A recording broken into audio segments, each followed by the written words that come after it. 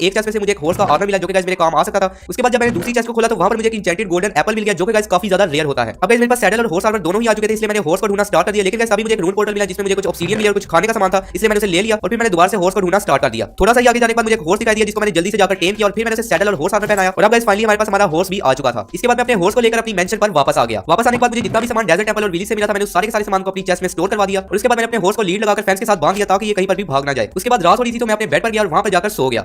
उसके बाद next day होती मैंने ऑब्सीडियन से अपना पोर्टल बनाया और फ्लिंट एंड स्टील बनाकर अपने पोर्टल को इग्नाइट किया और फिर मैं चला गया नेदर पोर्टल में। तक चलने के बाद अब गाइस फाइनली मुझे नेदर फोर्ट्रेस मिल चुका था और सामने ही ब्लेज का स्पॉनर भी था, इसलिए मैंने सीधा फोर्ट्रेस में जंप लगाया और अब मैं पहुंच चुका था नेदर फोर्ट्रेस में। यहाँ पर आने के बाद गाइस मैंने देखा कि कोई भी ब्लेज और नीदर स्काइडन मुझ पर हमला नहीं करता क्योंकि गाइस मैं भी एक मॉन्स्टर ही था। लेकिन गाइस मैंने जैसे ही ब्लेज को हिट किया तो उसने भी मुझ पर अटैक करना स्टार्ट कर दिया। उसके बाद मैं ब्लेज के स्पॉनर के पास आया और उन्हें वहां पर मैंने बंद किया और फिर मैंने उन्हें मारना शुरू कर दिया।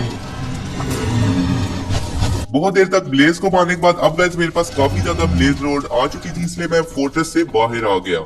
इसके बाद गाइस अब बारी थी काफी ज्यादा एंडर पल्स जमा करने की, इसलिए मैंने सोचा कि क्यों ना एंडरमैन को बोर्ड में बिठाकर मारा जाए। इसलिए मैंने नेदर की वुड को जमा किया और फिर मैंने अपना क्राफ्टिंग टेबल रखकर जैसे ही बोर्ड बनाई तो गाइस मैंने देखा कि इससे बोर्ड नहीं बन रही थी और अब गाइस मुझे पता चल चुका था कि मुझे एंडरमैन को वैसे ही मारना पड़ेगा सिंपल अपनी स्वॉर्ड से। इसलिए मुझे जहां पर भी एंडरमैन दिख रहे थे मैंने उन्हें वहां पर ही मारना शुरू कर दिया। काफी देर तक एंडरमैन को मारने के बाद अब गाइस मेरे पास बहुत ज्यादा एंडर पल्स आ चुकी थी, इसलिए मैं अपने पोर्टल की तरफ वापस आ गया। काफी देर तक चलने के बाद अब गाइस मेरा पोर्टल मेरे सामने ही था, इसलिए मैं अपने पोर्टल की तरफ जा ही रहा था। लेकिन गाइस तभी मुझे घास की आवाज आई तो मैंने उसे अपनी बो से मार दी और फिर मैं अपनी मेंशन पर वापस आ गया। वापस आने के बाद मैंने देखा कि रात हो रही है तो मैं जल्दी से जाकर सो गया। अब बारी थी गाइस विलेज पर रेड करने की, इसलिए मैंने अपना हॉर्स लिया और मैं चला गया एक पिलीजर आउटपोस्ट की तलाश में ताकि गाइस मैं पिलीजर्स को भी कह सकूं कि उन्हें भी मेरी मदद करनी होगी इस रेड के लिए। काफी दिनों तक चलने के बाद अब गाइस फाइनली मुझे पिलीजर आउटपोस्ट मिल चुका था, इसलिए मैं वहां पर गया और मैंने अपने हॉर्स को फेंस के साथ बांध दिया ताकि ये कहीं पर भी भाग ना जाए। उसके बाद मैं चला गया पिलीजर्स के लीडर से बात करने के लिए। पिलीजर्स के लीडर से मैंने कहा कि उसे हमारी मदद करनी होगी विलेज पर रेड करने के लिए, इसलिए वो अपनी आर्मी को तैयार कर ले क्योंकि हमें किसी भी हाल में इस रेड को जीतना है। उसके बाद मैं विच के हट पर आ गया और उससे भी मैंने जाकर कहा कि हम एक विलेज पर बहुत बड़ी रेड करने वाले हैं, इसलिए उसे अपने सब दोस्तों को बुलाना होगा इस रेड के लिए।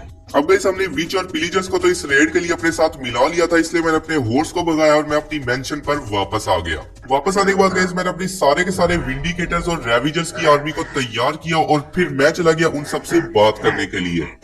उनके पास जाते ही मैंने उन सबसे कहा कि उन्हें अपनी पूरी जान लगानी होगी विलेज को तबाह करने के लिए और उन्हें एक एक विलेजर को चुन चुन के मारना होगा क्योंकि इन विलेजर्स की वजह से ही आज हम विंडिकेटर्स या इवोकर बने हैं और अब इन सबसे बदला लेने का वक्त आ चुका है, इसलिए हम सबको मिलकर इस रेड को जीतना होगा।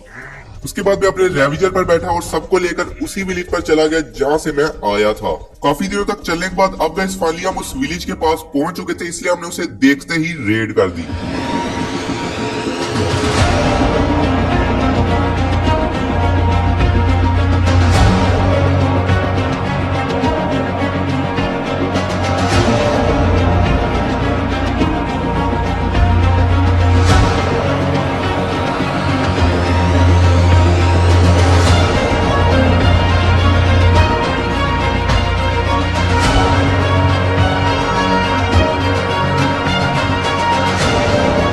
काफी दिनों तक बार बार रेड करने के बाद अब गाइस फाइनली हमने इस विलेज के सब घरों को जला दिया था और अब इस विलेज में एक भी विलेजर जिंदा नहीं बचा था। और गाइस अब हमने इस रेड को डिफीट कर लिया था और हम पूरी तरह से इस रेड को जीत चुके थे, इसलिए मैं अपनी मेंशन पर वापस आ गया। वापस आने के बाद मैं क्राफ्टिंग टेबल पर गया और फिर मैंने ब्लेज रोड से ब्लेज पाउडर बनाया और फिर मैंने जितनी भी एंडर पर्ल जमा की थी मैंने उसे आई ऑफ एंडर बना ली। उसके बाद मैं अपनी मेंशन के छत पर गया और फिर मैंने आई ऑफ एंडर को थ्रो करके स्ट्रॉन्ग होल्ड को ढूंढना शुरू कर दिया। थोड़ी देर तक चलने के बाद मुझे स्ट्रॉन्ग होल्ड की लोकेशन मिल चुकी थी, इसलिए मैंने स्ट्रेट डिग डाउन करना स्टार्ट कर दिया। डिग डाउन करने के बाद अब फाइनली मैं स्ट्रॉन्ग होल्ड में आ चुका था, इसलिए मैंने पोर्टल रूम को ढूंढना स्टार्ट कर दिया। थोड़ी देर तक चलने के बाद गाइस मुझे पोर्टल रूम तो मिल चुका था, लेकिन गाइस यहाँ पर एक बहुत बड़ा स्लाइम था जो कि गाइस मुझे पोर्टल रूम में आने से पहले कभी नहीं मिला था। लेकिन गाइस मैं जैसे इसके पास जा रहा था तो ये मुझे डैमेज दे रहा था, इसलिए मैंने इसे मार दिया और फिर मैंने पोर्टल में आई ऑफ एंडर लगाई और मैं चला गया सीधा एंड में। एंड में जाते ही गाइस मैंने देखा एंडर ड्रैगन को जो कि बहुत ही मजे से उड़ रहा था, लेकिन इसे नहीं पता था कि इसकी मौत आ चुकी है। तो यहीं से शुरू हो गई मेरी और एंडर ड्रैगन की फाइट।